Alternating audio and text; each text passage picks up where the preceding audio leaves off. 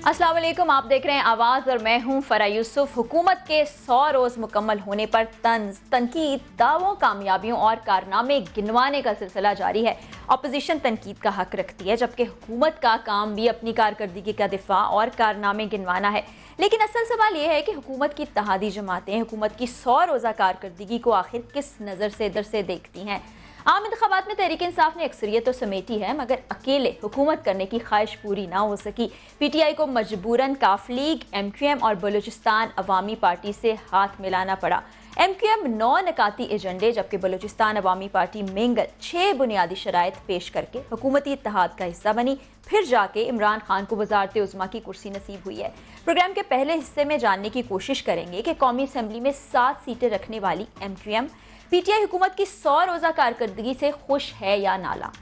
बुनियादी मसाइल जो है कराची के अव्वलीन तरजीह बना के हल करें। हमारे बहुत सारे मामलात पर ख्यालात एक जैसे हैं। मजबूत और आईनी तकाजे के मुताबिक बल्दियाती निज़ाम होना चाहिए। खैबर पख्तूनख्वा में ऐसा बल्दियाती निज़ाम लाए हैं हम जो सब मानते हैं। हम सारे पाकिस्तान में उसको राइज करना चाहते हैं। हम सेंसस के शुरू होने से पहले ही सुप्रीम कोर्ट गए थे और सुप्रीम कोर्ट में हमारी ये पिटीशन सिसक रही है। हमें उम्मीद है कि काउंसिल ऑफ कॉमन इंटरेस्ट ने वादा किया था, उसका आने वाले दिनों में पूरा किया जाएगा। बिल्कुल एग्रीमेंट हुई है कि जो CCI का फैसला है सेंसस के हवाले से उसको लेटर एंड स्पिरिट में इम्प्लीमेंट किया जाए। फेडरली फंडेड प्रोजेक्ट्स हैं, उसमें जो रुकावटें आ गई उसको भी फौरी तौर पर दूर किया जाए। डेवलपमेंट पैकेज जो रुका हुआ है उसको फौरी तौर पर फंड करेंगे। हुकूमत में रहते हुए भी एहतजाज कर रहे हैं, उनसे बार बार मुतालबात कर रहे हैं। अगर इस बात की ज़रूरत पड़ी तो हुकूमत से बाहर आने में देर नहीं लगाएंगे। PTI ने MQM के साथ मिलकर मरकज में हुकूमत साजी के लिए 9 नकाती मुआहदा किया। पहला मुतालबा कराची की मरदमशुमारी पर कौमी असम्बली की करारदाद और मुश्तरका मफादात काउंसिल की सिफारिशात पर अमल दरामद कराया जाए। दूसरा मुतालबा सिंध बल्दियाती निज़ाम से मुतल्लिक सुप्रीम कोर्ट में दायर पिटीशन की तहरीक इंसाफ हिमायत करेगी। तीसरी शर्त यह थी कि कराची ऑपरेशन पर नजरसानी और तमाम शराकत दारों के साथ मुशावरत की जाएगी। एक और अहम मुतालबा यह था कि कराची के लिए माली पैकेज का फौरी तौर पर ऐलान किया जाएगा और जिन इंतखाबी हलकों में MQM ने धांधली की निशानदेही की, इन हलकों का ऑडिट कराया जाएगा। अब सवाल यह है कि MQM की 9 में से कितनी शर्तें हैं जिन पर अब तक पेशरफ्त हुई है, कितनी पर फौरी अमल दरामद हुआ। MQM हुकूमती 100 रोज़ा कारकर्दगी से खुश है या बात करेंगे मुत्तहिदा कौमी मूवमेंट के सीनियर रहनुमा फैसल सब्जवारी से। फैसल साहब, PTI आपकी इत्तेहादी जमात है, हुकूमत में भी है, 100 रोज़ गुजर गए, आप अपनी इत्तेहादी जमात जो कि हुक्मरान भी हैं कारकर्दगी को कैसे देखते हैं, क्या कहेंगे? बहरहाल हुकूमत के चैलेंजेस एक तरफ हैं, क्योंकि जो हुकूमत के चैलेंजेस हैं वो बेसिकली पाकिस्तान को दरपेश चैलेंजेस हैं। ख़ासकर उस मईशत का जो महाज है, जो फ्रंट है, उसके साथ साथ अमन आमा का है, और तीसरा है तर्ज़ हुक्मरानी का, गवर्नेंस का। मुझे ये लगता है एक सियासी कारकुन और सियासत के तालिब इल्म होने के नाते कि जो इमरान खान साहब के जो कैंपेन स्ट्रेटजिस्ट थे, जिन्होंने उनकी इंतखाबी मुहिम की हिकमत अमली बनाई, शायद वो ये पहलू नज़रअंदाज कर गए कि अगर उन्हें इस इंतखाबी मुहिम के बाद हुकूमत मिल गई तो फिर उनसे सवाल होगा, और वही सवाल अभी हो रहा है।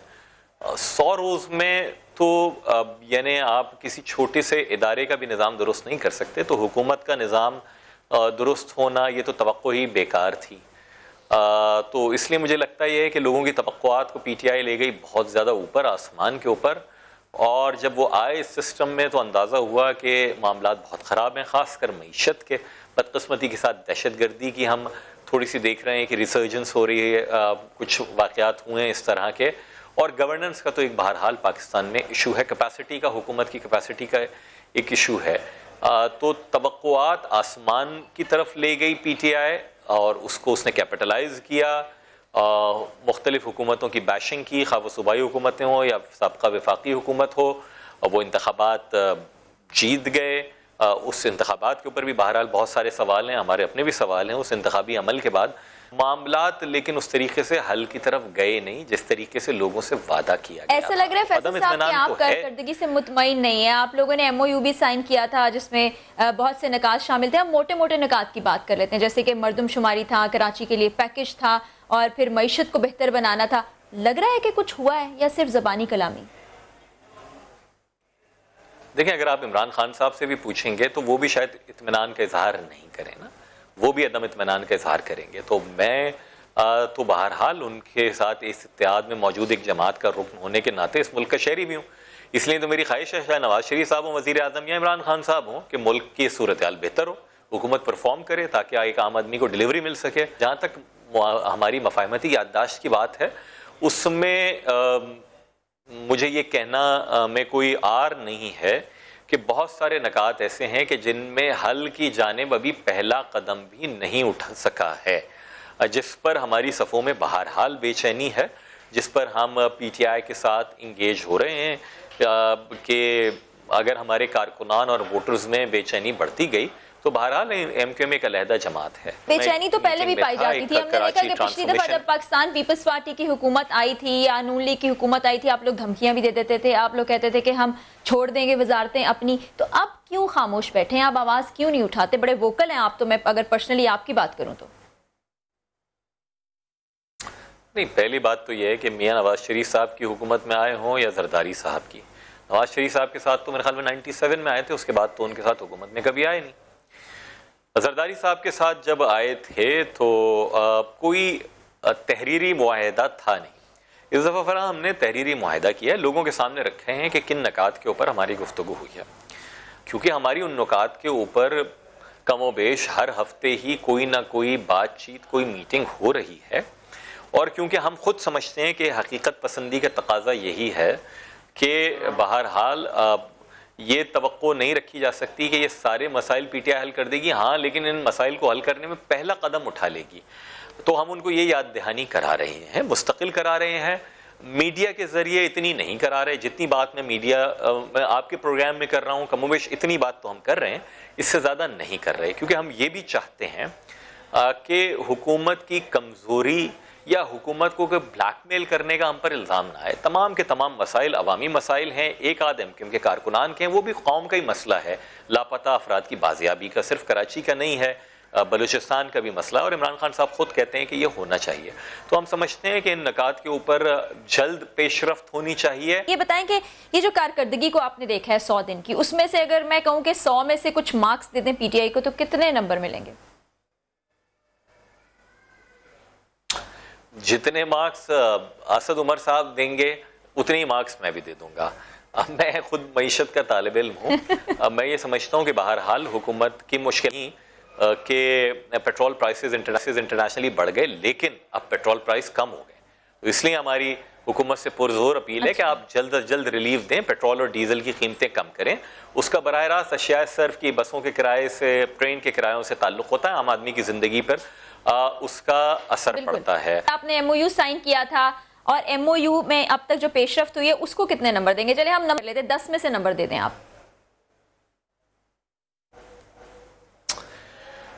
10 میں سے میری خواہش تو یہ تھی کہ میں کوئی 5-6 نمبر دوں, لیکن ابھی میں ایک ہی نمبر دوں گا کہ ایک ہی نقطہ ہے. کراچی کے ترقیاتی پیکج اور حیدرآباد کی پبلک سیکٹر یونیورسٹی, 2 نکات ایسے ہیں ان 13 نکات میں سے جن پر پیش رفت ہوتی نظر آ رہی ہے. کہ حیدرآباد کی پبلک سیکٹر یونیورسٹی کا جلد انوگریشن ہمیں آج ہی بتایا گیا ہے کہ ہونے جا رہا ہے, اور کراچی ترقیاتی پیکج کے حوالے سے کچھ بجٹ میں وداوے ہوئے ہیں, اور آج ایک ہائی پاور میٹنگ ہوئی ہے, میں اس میں شریک تھا.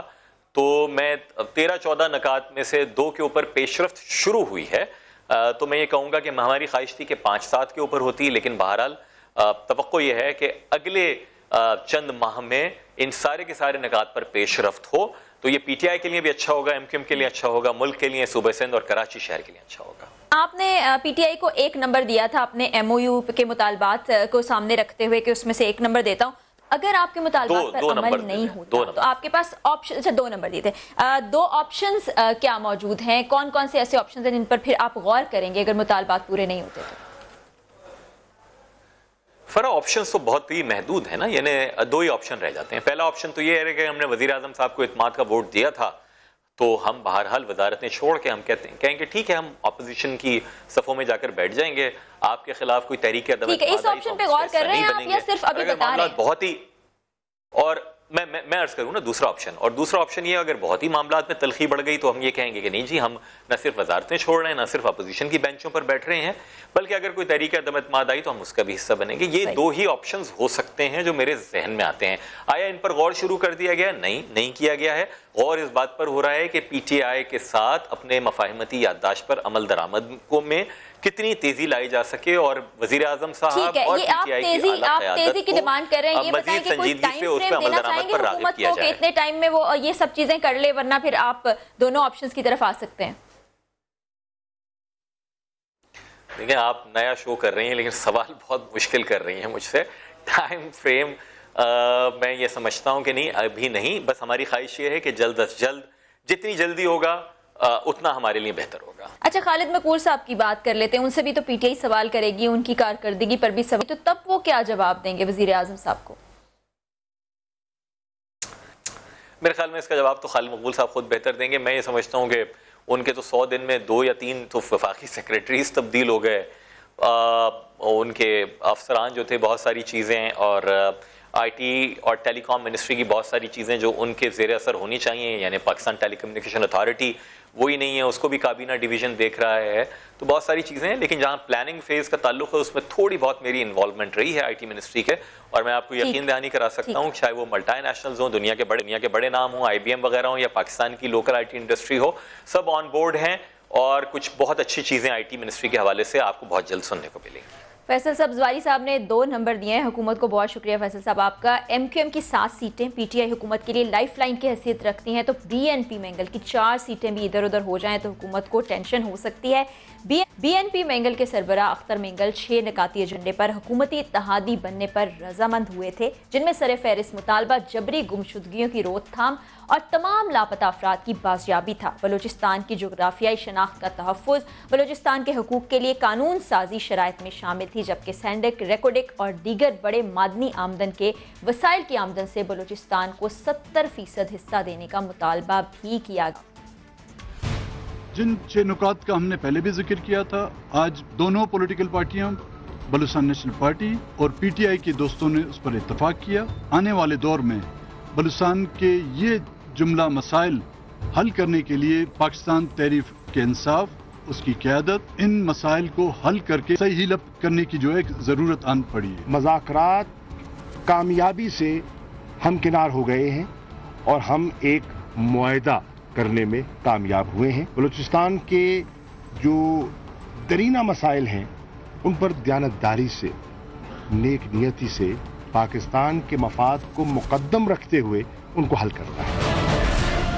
مگر حکومت کے 100 روز مکمل ہونے سے پہلے ہی اختر مینگل نے حکومتی کارکردگی پر تحفظات کا اظہار کیا اور برملا کہا ہے کہ اگر ان کی شرائط نہ مانی گئی تو وہ حکومت سے علیحدہ ہو جائیں گے۔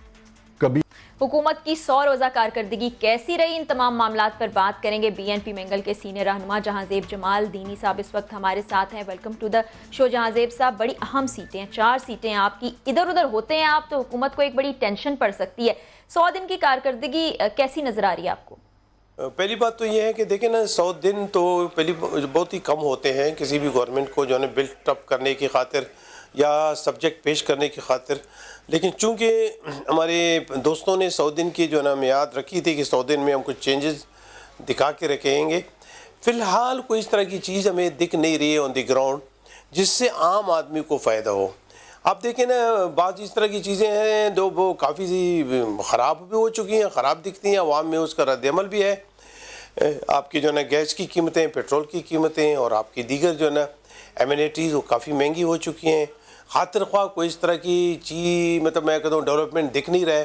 میں تو یہ چاہتا ہوں کہ میں تو بڑا لینینٹ ہوں اس بارے میں کہ گورنمنٹ کو جو ہے 6 مہینے 8 مہینے دے دینے چاہیے کہ وہ نہایت ہی آرام سے اپنے جو ہے نا ٹوٹل پروگرام کو جو ہے نا اثر نو ترتیب دے سکے۔ آپ نے کہا کہ 6-8 مہینے دے دینے چاہیے تھے، لیکن یہ 100 دن تو حکومت نے خود ہی اپنے آپ کو دیے تھے، کسی نے تو نہیں ان سے کہا تھا۔ نہیں، میں بھی یہی کہہ رہا ہوں کہ گورنمنٹ نے جو ہے نا اپنے لیے 100 دن چنے ہیں، اس وجہ سے 100 دن چننے کا جو فیصلہ ہے، کیونکہ موجودہ حکومت اکثر جو بھی ڈیسیجن کیا کرتا ہے اس ڈیسیجن میں اس طرح کی خاطر خواہ پروگرامز نہیں ہوتے، اکثر کمزوریاں دکھتی ہیں۔ 100 دن کا پروگرام، 1 کروڑ کی جو ہے نا آپ کی نوکریاں، 50 لاکھ گھر، یہ اس طرح کے پروگرامز ہیں جو میرے خیال میں جو ہے فیزیبل اتنی جلدی نہیں دکھتے۔ وہ اس میں آہستہ آہستہ گریجولی کہتے ہیں کہ میں میکسیمم جو ہے نا نوکریاں دوں گا، میکسیمم میں گھر بنانے کی کوشش کروں گا، میکسیمم میں نے یہاں سے بے روزگاری جو ہے نا ختم کروانی ہے، میں نے میکسیمم ڈیمز دینے ہیں، اور خصوصاً ڈیمز ان علاقوں میں دینے ہیں جہاں پہ پانی کی قلت ہے، بارشیں کم ہوتی ہیں، خصوصاً بلوچستان میں، اس کی ضرورت تھی. لیکن دیکھیں اس تمام 100 دن میں بلوچستان کا نام و نشان نہیں ہے. کم از کم 3 پروگرام. اچھا بلوچستان کی آپ نے خود ہی بات کر دی, آپ نے اپنے صوبے کی بات کر دی, آپ لوگوں نے جو کچھ شرطیں رکھی تھی, 6 نقطے تھے جو آپ نے حکومت کے سامنے رکھے تھے کہ اس پر ہم اتحاد کریں گے, جن میں آپ نے گمشدہ لوگوں کی بات کی, ان کی بازیابی کے بارے میں بات کی, امن و امان کی صورتحال بہتر بنانے کے لیے بات کی. آپ کو لگتا ہے جو شرطیں آپ نے رکھی پر آپ تحفظات بھی اٹھاتے رہے, اس پہ کچھ پیش رفت ہوئی ہے؟ نہیں, فی الحال تو دیکھیں 6 پوائنٹس, ابتدائی 6 پوائنٹ میں سے 1 پوائنٹ پہ عمل درآمد نہیں ہوا, اس پہ پیش رفت بھی نہیں ہوئی. لیکن پھر بھی ہم جو ہے نا میرے خیال میں نہایت ہی بہتر انداز میں ویٹ بھی کر رہے ہیں کہ خدا کرے کہ ان میں جو ہے نا اس طرح کی گٹس ہوں, اس طرح کی پوٹینشلز ہوں, اس طرح کی کمانڈ سسٹم میں ہو کہ بلوچستان کے مسئلے کو کچھ زیادہ ہی بہتر کر سکیں. فی الحال تو ہمیں کچھ چیزیں دکھ نہیں رہی ہیں. حالانکہ 1-2 ڈیمز, چھوٹے ڈیمز کا اگر یہ اناؤنسمنٹ کر لیتے تبھی بہتر ہوتا. 6% ہمارے خصوصاً جو سروسز کی ہیں فیڈرل گورنمنٹ میں, اسے اگر یہ ایکنالج کر لیتے اور ساتھی ایڈریس کر لیتے تبھی بہتر ہوتا. مسنگ پرسن میں خاطر خواہ اگر پیش رفت ہوتی تبھی ہم اسے ویلکم کر لیتے. ہم بڑے لینینٹ لوگ ہیں, 70 سال سے منتظر رہے ہیں ڈیولپمنٹ کی خاطر, اب بھی انتظار میں ہیں. اب بھی ہماری خواہش ہے کہ for the sake of God Balochistan کو نگلیکٹ نہ کریں. ہمارے 6 پوائنٹس بڑے چھوٹے پوائنٹس ہیں, انہیں آپ جو ہے بلڈ کریں. سی پیک کا مسئلہ ہے, سی پیک کی بھی ہم نے بات کی تھی کہ بھئی ویسٹرن روٹ آپ نے نہیں بنوایا, پاور سیکٹر ٹوٹل آپ نے پنجاب میں شفٹ کروا دی, آپ نے ایسٹرن روٹ جو ہے نا سب سے پہلے بلڈ کروایا, ارلی ہارویسٹ کا نام دے کے اسے آپ نے کمپلیٹ تقریباً آپ کر چکے ہیں. لیکن ویسٹرن روٹ میں کچھ ہے نہیں, گوادر میں پانی ہے نہیں, بجلی ہے نہیں, جہاں مین منبع ہے آپ کی ٹرانسشپمنٹ کا, ایکسپورٹ پروسیسنگ زون, ریلوے آپ کی جو ہے وہاں پہ ایئرپورٹ, ساتھ ہی LNG سینٹر اینڈ آپ کی انڈسٹریل زون آپ اسے بنوا رہے ہیں, لیکن پانی ہے نہیں, گیس ہے نہیں, اور خاص کر بجلی ہے نہیں. جازیب صاحب آپ نے تو اتنے ساری اور چیزیں بھی گنوا دیں ان 6 پوائنٹس کے علاوہ جس پر آپ معاہدہ کیا تھا, یعنی اتحاد قائم کیا تھا, تو 1 پوائنٹ تو ہو نہیں پایا. تو اس پر آپ نے کوئی تحفظات اٹھائے, کوئی بات چیت کی کہ یہ کیا ہو رہا ہے؟ نہیں, تحفظات تو ہم اکثر سے میرے خیال میں اگر آپ کے نوٹس میں ہیں, نالج میں ہیں, یہ تو ہم مختلف اوقات میں ہماری ملاقاتیں ہوتی رہی ہیں, یہ ہم اٹھا چکے ہیں. ان سے ہم نے جو ہے نا اپنی ریزرویشنز کی بات بھی کی ہے, پھر ہم نے پارلیمنٹ میں تمام چیزیں جو ہے نا ڈسکس کی ہوئی ہیں, ان سے ریکویسٹ بھی کی ہے کہ بھئی ہم جو ہے نا ملک میں کنٹروورسی میں نہیں جانا چاہتے ہیں, ہم آپس میں پارٹیوں کو لڑانے کی فکر میں نہیں ہے. آپ بھی ریلیکس رہیں, دیگر پارٹیوں سے دوستی کر لیں, انہیں جو ہے نا بھی اپنے ماسٹر پلان میں جو ہے نا ساتھ ملا لیں تاکہ آپس میں لڑائی جھگڑے وغیرہ نہ ہو, بہتر انداز میں ہم ان ملک کے جو ہے نا مسئلوں کو ریزالو کر سکیں. تو ہم بھی اسی پیٹرن پہ چل رہے ہیں کہ یہاں پہ ایمیکیبلی تمام مسئلے ہم حل کرنے کی پوزیشن میں ہو. اچھا, مسئلے حل اگر نہیں ہوتے, اسی طرح آپ کے تحفظات برقرار رہتے ہیں, تو آپ کیا حکومت کا حصہ رہیں گے؟ کیا حکومت کو چھوڑ دیں گے یا ان کو کوئی وقت دیں گے کہ اتنے وقت میں مسئلے حل کر دیں, ورنہ پھر آپ کوئی سٹیپ اٹھا سکتے ہیں؟ دیکھیں جی, میں محترمہ آپ کو تو یہ پتہ ہے کہ جب بھی آپ کے 6 پوائنٹس اگر کوئی آنر نہیں کرتا, اس کے بعد باقی چھوٹے پوائنٹس ہم نے ان کے سامنے رکھے تھے, انہیں وہ آنر نہیں کرتے, ان پہ عمل درآمد نہیں کرتے, تو پھر جو ہے نا ہمیں کتنے نفلوں کا ثواب ملے گا کہ صبح سے شام تک کسی حکومت کی ہم حمایت کریں. اس سے بہتر یہ ہے کہ ہم حکومت کی حمایت کرنے کی بجائے اپنی سیاست اپنی دائرے پہ کام کریں. جو نیوکلیس ہم نے چنا ہے اس نیوکلیس پہ ہم سیاست کریں. ہم جو ہے جمہوری لوگ ہیں, جمہوریت کا ساتھ دیں گے, جمہوری عمل کا حصہ رہیں گے, لیکن یہاں پہ ایک خواہش ہماری ہے کہ کم از کم فیڈرل گورنمنٹ کے مزاج میں, پچھلے حکومتوں کے بھی مزاج میں یہ چیزیں تھی, آج کل کی بھی حکومتوں کے مزاج میں یہ ہے کہ بلوچستان کے بارے میں فقط ریٹورک ان کے ہیں, ان کی باتیں ہیں, ان کی ورباسٹی ہے, ان کی کلیمز ہیں, لیکن ان ریئل کوئی اس طرح کی جو ہے نا ڈیولپمنٹل پروگرام انوائسیج کرنا یعنی بنانا, کنکوکٹ کرنے کی فکر میں یہ نہیں ہے, اور نہ اسے اس پہ جو ہے نا کنسلٹیشن ان کی ہے. وابڈا کو آپ لے لیں, وابڈا اس وقت جو ہے نا مکمل جیسے کہ بلوچستان کے لیے بنی ہی نہیں ہے اور دیگر صوبوں کے لیے بنی ہے. اگر بلوچستان کے لیے بنی ہے کم از کم 1-2 ڈیم اناؤنس اس پہ پریکٹیکلی کام کر لیتا ہے جو گزشتہ 6-7 سالوں میں, لیکن ان کا کام ہی نہیں ہے. اچھا جازیب صاحب, پرانی حکومتوں کی تو ہم بات چھوڑ دیتے ہیں, ابھی کی حکومت کی بات کر لیتے ہیں.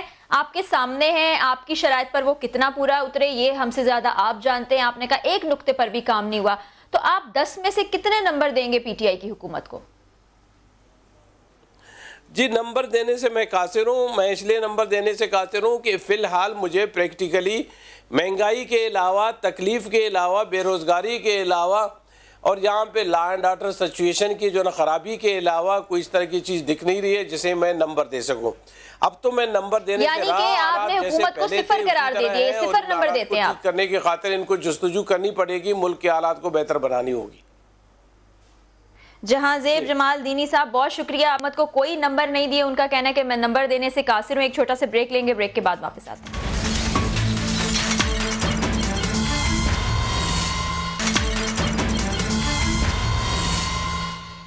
ویلکم بیک ٹو آواز. تحریک انصاف کی حکومت آئی نہیں لائی گئی ہے. عمران خان خود آئے نہیں, انہیں لایا گیا ہے.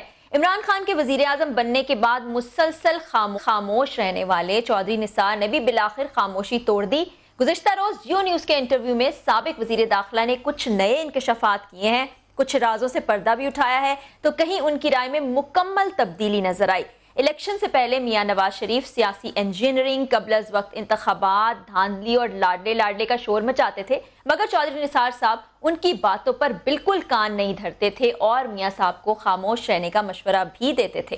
مگر اب لگتا ہی ہے کہ چودھری نثار نے بھی یو ٹرن لے لیا ہے. بیشتر اپوزیشن جماعتوں کی طرح اب چودھری نثار نے بھی یہ قرار دیا ہے کہ عمران خان خود سے آئے نہیں بلکہ انہیں زبردستی لایا.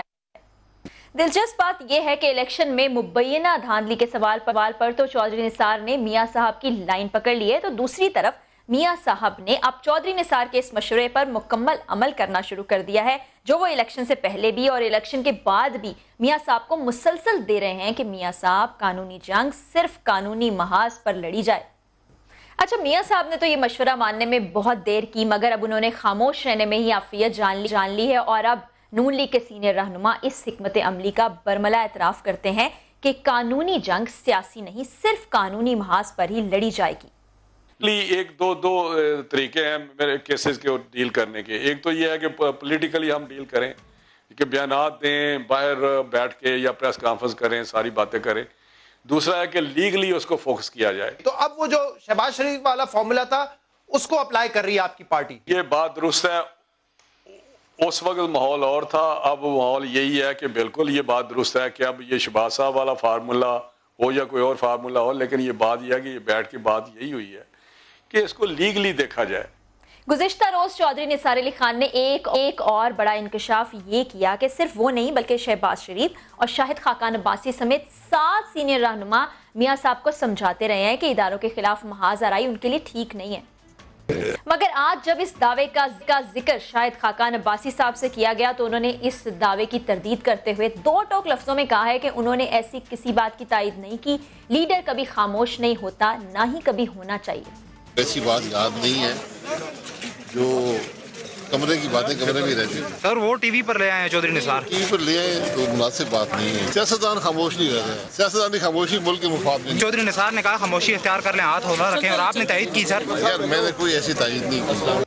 اب چودھری نثار کا دعویٰ مانا جائے یا خاقان عباسی کی بات پر یقین کیا جائے یہ تو وقت بتائے گا, مگر اس بات میں کوئی شک نہیں ہے کہ میاں صاحب نے کسی کی بات تو نہ سنی, کسی کا مشورہ تو مانا ہے. چودھری نثار نے انٹرویو میں کل پہلی بار یہ اعتراف بھی کیا کہ الیکشن سے قبل ان کی چیئرمین تحریک انصاف عمران خان سے ملاقات ہوئی تھی. مگر سوال یہ ہے کہ چودھری صاحب, اگر عمران خان سے الیکشن سے پہلے آپ کی ملاقات ہوئی تھی تو آپ الیکشن سے پہلے اس قسم کی خبروں کی تردید کیوں کرتے تھے؟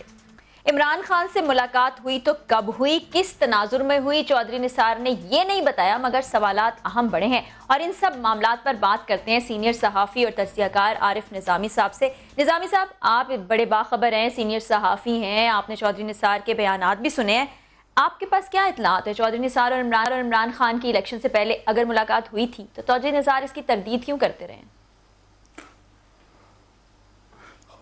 چودھری نثار صاحب جو ہیں وہ مخصوص انداز سے سیاست کرتے ہیں, بہت کم وہ انفارمیشن ڈائیولج کرتے ہیں. لیکن 2-3 چیزوں میں مجھے اباؤٹ ٹرن نہیں نظر آتا یا کیو ٹرن, وہ کنسسٹنٹ ہیں. مثلا وہ شروع سے یہ لائن لیتے رہے ہیں کہ اسٹیبلشمنٹ سے لڑائی کا پی ایم ایل این کو نقصان ہوگا. تو جب میاں نواز شریف صاحب کو فارغ ہوئے وزارت عظمیٰ سے تو اس وقت وہ اور شہباز شریف صاحب انہیں یہ کہہ رہے تھے کہ آپ موٹر وے کے ذریعے آرام سے گھر جائیں, یعنی کہ آپ کنفرنٹیشن نہ لیں. لیکن اس وقت جو جی ٹی روڈ والی روٹ لینے والے لوگ تھے وہ زیادہ حاوی تھے اس میں کچھ صحافی بھی تھے جو ان کو ایگون کر رہے تھے، اور میاں نواز شریف کی اپنی بھی بٹرنس تھی، اس لیے انہوں نے یہ کانفرنٹیشن کا راستہ اختیار کیا، اور میاں نواز شریف نے یہ درست ہے کسی کی نہیں مانی، لیکن آج کے حالات میں ان کو یہ ایک تو حالات بدل گئے ہیں، الیکشن ہو چکے ہیں، اب وہ اس قسم کی کانفرنٹیشن لینے کا ان کو کوئی ڈویڈنڈ بھی نہیں فوری طور پہ مل سکتا، اور جو الیکشن کے رزلٹ ہیں جب وہ واپس آئے لنڈن سے این الیکشن سے پہلے ان کو کوئی خاص پذیرائی بھی حاصل نہیں ہوئی، تو ایک لحاظ سے شہباز شریف صاحب اور ان کی لائن ونڈیکیٹ ہوئی۔ جہاں تک چودھری نثار کا تعلق ہے، میری ان سے ابھی 10 روز پہلے آرمی چیف کے بیٹے کے ولیمے پہ خاصی تفصیلی ملاقات ہوئی۔ میں نے ان سے کہا کہ آپ کی اور میاں نواز شریف کے درمیان کو برف پگھلی؟ انہوں نے کہا بالکل نہیں پگھلی، یعنی وہی سرد میری جو پہلے والی۔ پھر انہوں نے یہ فکرہ مجھے کہا کہ اگر میاں نواز شریف میری بات مان لیتے اور کانفرنٹیشن کی پالیسی اختیار نہ کرتے تو آج ان کی پارٹی برس اقتدار ہوتی۔ یہ بات میرے نزدیک تو بحث طلب ہے کہ ایک دفعہ جب فیصلہ ہو چکا تھا میاں نواز شریف کی فراغت کا، تو وہ کیسے ان کو واپس اقتدار میں آنے دیا جاتا، اور جو شہباز شریف صاحب کے ساتھ حشر کیا جا رہا ہے جو سو کالڈ ڈف تھے، وہ کوئی میاں نواز شریف سے مختلف نہیں بلکہ بعض لحاظ سے بدتر ہے۔ تو اگر یہ کہا جائے کہ جو ہاکس اینڈ ڈوز ہیں پی ایم ایل این میں، وہ نداروں کے نزدیک یا ان لوگوں کے نزدیک جو سمجھتے ہیں کہ اب پی ایم ایل این کو اقتدار میں واپس نہیں آنے دینا، ان کے لیے تو ان میں کوئی فرق نہیں ہے، چاہے وہ شہباز شریف صاحب ہوں یا نواز شریف ہوں۔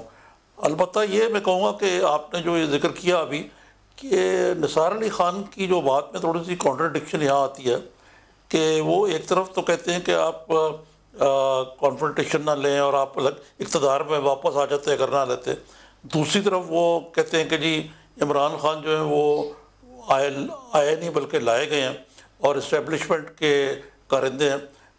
یہ بات ویسے ان کی مجھے اس میں تھوڑا سا وزن بھی نظر آتا ہے کہ عمران خان اس وقت اچھا نظامی صاحب یہاں پہ ٹھیک ہے ان کی بات کو ہم شاید درست مانے بھی، لیکن وہ وقت تھا جب میاں صاحب بھی بہت شور مچاتے تھے، اپوزیشن کی باقی جماعتیں بھی شور مچاتی تھی کہ عمران خان لاڈلے ہیں، ان کو لایا جا رہا ہے، زبردستی لایا جا رہا ہے۔ اس وقت تو چودھری نثار صاحب نے یہ بات نہیں مانی تھی، اب ایسی کیا نوبت آئی ہے کہ وہ اس بات کو کرنے پہ مجبور ہوئے ہیں؟ میں تو یہی سمجھ سکوں کہ چودھری نثار خود بھی پولیٹیکل ولڈرنس میں ہیں، وہ ہار بھی گئے اپنی سیٹیں جو ہیں سوائے صوبائی اسمبلی کا جس کا انہوں نے ابھی تک حلف نہیں لیا۔ یہ آپ کی بات درست ہے کہ اس وقت جب کہ سب لوگ یہ کہہ رہے تھے چودھری نثار جو ہیں وہ مختلف بات کر رہے تھے یا وہ خاموش تھے، بلکہ عمران خان سے انہوں نے خفیہ ملاقات بھی کی، لیکن ان کا عمران خان کے ساتھ کرولہ نہیں مل سکتا۔ وہ ایک اپنے ہی ضدی طبیعت کے اور کیا کہتے ہیں اس کو نرگسیت کے شکار ایک سیاستدان ہیں، ان کی باتیں بھی اسی حوالے سے ہوتی ہیں، لیکن یہ انہوں نے جو انکشاف کیا ہے کہ بھئی یہ کوئی انکشاف نہیں ہے، سب کو معلوم ہے کہ کس طریقے سے عمران خان صاحب کو جتوانے کے لیے پولیٹیکل انجینئرنگ ہوئی، کس طریقے سے لوگوں کو شامل کیا گیا پارٹی میں، اور ایک کیا کہتے تھے ان کو الیکٹیبلز کو، اس کے باوجود الیکشن کے بعد بھی ان کی بڑی مدد کی کہ وہ پنجاب میں حکومت بنا لیں۔ تو یہ باتیں تو تاریخ کا حصہ ہیں، اور چودھری نثار علی خان جو ہیں اگر وہ ابھی بھی اس سے اخماس برتیں گے تو میرا خیال ہے کہ یہ کوئی نہیں مانے گا اس بات کو۔ اچھا ابھی انہوں نے شاہد خاقان عباسی صاحب کا نام لیا، اور اس کے علاوہ ساتھ انہوں نے اور سینئر رہنما بھی گنوائے ہیں جو میاں صاحب کو کہتے ہیں مشورہ دیتے رہتے تھے، وہ مانتے نہیں تھے، لیکن جب شاہد خاقان عباسی سے پوچھا گیا تو انہوں نے کہا کہ ایسا کوئی معاملہ ہی نہیں، انہوں نے تمام معاملے کی تردید کر دی۔ میرا خیال ہے کہ شاہد خاقان عباسی صاحب جو ہیں ایک ہوتی ہے نیوز، ایک ہوتی ہے نیوز انالیسس۔ لیکن نیوز انالیسس تو یہ پکا ہے کہ شاہد خاقان عباسی صاحب خود بھی میاں صاحب کو سمجھاتے رہے ہیں، نثار بھی سمجھاتے رہے ہیں، تو یہ کہنا کہ جی یہ بات ہی نہیں ہوئی، میں تو اس کو نہیں سمجھتا۔ دوسرے میں ایک اور بات کہتا چلوں کہ میاں نواز شریف کی سیاست میں معافی کا خانہ ہی نہیں ہے، اور میاں نواز شریف جو ہیں ان کی اصل لڑائی جو ہے نا نثار سے، وہ یہ ہے کہ چودھری نثار نے، آپ کو یاد ہوگا، ان کی بیٹی کی یعنی مریم نواز کی سیاست میں آنے کی اور ان کو ایک قسم کا سیاسی جانشین بنانے کی کڑی مخالفت کی تھی، اور وہ چیز جو ہے نواز شریف کبھی نہیں بھلائیں گے. یہ الگ بات ہے کہ میاں نواز شریف کو اپنی غلطی کا وہاں بھی احساس ہو گیا کہ it is too soon and too early ان کو آگے کرنا. اور یہ بھی اب پتہ لگ گیا کہ مریم کی ہارڈ لائن نہیں تھی بلکہ ان کے والد صاحب کی تھی, کیونکہ اب وہ کئی ماہ سے مسلسل خاموشی اختیار کیے ہوئے ہیں. ان کا ٹویٹر اکاؤنٹ بھی سائلنٹ ہے, ان کا موبائل بھی سائلنٹ ہے, وہ کہیں نظر بھی نہیں آتی. تو یہ ایک ظاہر ہے کہ میاں نواز شریف اس وقت اپنے کیسز میں یہ بھی نہیں چاہتے کہ ان قوتوں کو جنہوں نے ان کو فارغ کیا تھا ان کے مطابق, میں نہیں کہہ رہا, ان کو مزید ناراض کیا جائے. اچھا, ابھی ایک اور پوائنٹ جو میں نظامی صاحب آپ سے پوچھنا چاہتی ہوں کہ چودھری نثار صاحب سے جب عمران خان کی بات کی جاتی تھی تو وہ کہتے تھے کہ 30-40 سال میرا پرانا تعلق ہے اور اس کو بگاڑنے میں بھی مجھے اتنے ہی سال لگیں گے. لیکن ایسا کیا ہوا کہ میاں صاحب سے بھی اتنا ہی پرانا تعلق تھا نا, وہ 2 دن میں, تھوڑے عرصے میں بالکل ختم ہو گیا.